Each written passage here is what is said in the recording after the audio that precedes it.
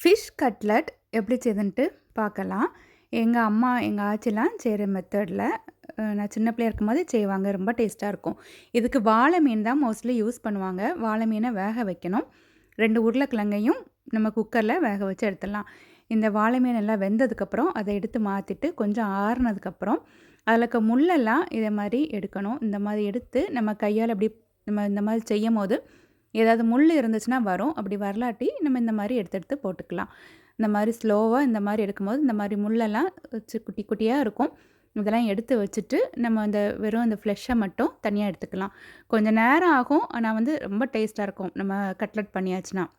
வேக வச்சுருக்கிற உருளைக்கிழங்கு, முட்டை, வெங்காயம், கருவேப்பிலை, மிளகு, பெருஞ்சீரகம், கரம் மசாலா, இஞ்சி துண்டு துண்டாட்டு வெட்டி வச்சுருக்குது.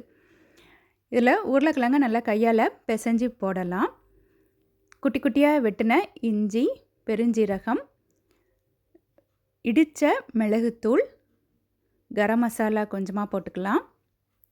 சின்ன சின்னதாக வெட்டின வெங்காயம், சின்ன சின்னதாக வெட்டின கருவேப்பிலை, உப்பு எல்லாம் போட்டு நல்லா இதை வந்து கையால் மிக்ஸ் பண்ணணும். மஞ்சள் பொடியும் கொஞ்சம் போட்டுக்கலாம். நல்லா அந்த உருளைக்கிழங்குலாம் நல்லா மசிகிற மாதிரி மிக்ஸ் பண்ணிவிட்டு இதை வந்து நம்ம அந்த பைண்டிங்க்கு அதாவது ஒட்டி வரணும் அது மாதிரி இதுக்காக கொஞ்சமாக தான் முட்டை நம்ம சேர்க்கணும். நிறைய சேர்த்தாச்சுன்னா திரும்ப கொலக்கொலான்னு ஆயிரும். அப்புறம் நமக்கு ஒழுங்காக வராது, பிரிஞ்சு பிரிஞ்சு போகும்.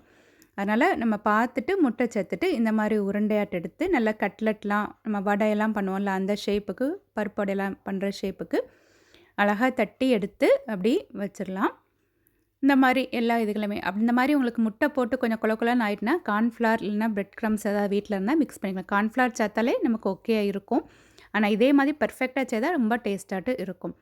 இது ஒரு 10 நிமிஷம் ஃப்ரிட்ஜில் வச்சுட்டு நல்லா சூடான எண்ணெயில் லோ ஃப்ளேமில் இதை வந்து ஒன்று ஒன்றா போட்டு நம்ம ஃப்ரை பண்ணலாம். லோ ஃப்ளேமில் இருக்கட்டும். ஹை ஃப்ளேமில் இருந்தாச்சுன்னா வெளியே கரைஞ்சிரும், உள்ளுக்கு வெந்திருக்காது. நல்லா இதே மாதிரி ஒரு 5 மினிட்ஸ் 10 நிமிஷத்துக்குள்ளாடி இது நல்லா நம்ம பொரிஞ்சிரும். லோ ஃப்ளேம்லேயே நல்லா ஃப்ரை ஆனதுக்கப்புறம் அதை எடுத்து ஒரு பேப்பர் டிஷ்யூவில் வச்சிடலாம், நம்ம கிச்சன் டிஷ்யூவில். ஏன்னா அதில் இருக்க எக்ஸஸ் எண்ணெய் எல்லாம் நமக்கு அதில் வந்துடும். நமக்கு பழைய காலத்துலலாம் அப்படி வைக்க மாட்டாங்க. இப்போ நம்ம எல்லாமே ஹெல்த் இஷ்யூன்னு சொல்கிறனால நம்ம எல்லாமே நம்ம பேப்பரில் இதை மாதிரி வச்சு டிஷ்யூவில் வச்சு எடுக்கிறோம். எப்படி இருக்குது எனக்கு ஃபிஷ் கட்லட்? நல்ல டேஸ்ட்டாக இருக்கிற மாதிரி இருக்குல்ல? ரொம்ப டேஸ்ட்டாக இருக்கும். ஒரு 5 கட்லட்லாம் அப்படி நல்லா நமக்கு வந்து திகட்டாமலே சாப்பிட்லாம். இதே மாதிரி ஒரு டைம் வந்து செய்து பாருங்கள். வாழை மீனில் பண்ணும்போது தான் அதில் வாழை மீன்லேயே துப்பு வாழை, சாவலான்னு என்ன உண்டு. இதே மாதிரி ட்ரை பண்ணி பாருங்கள். தேங்க்யூ.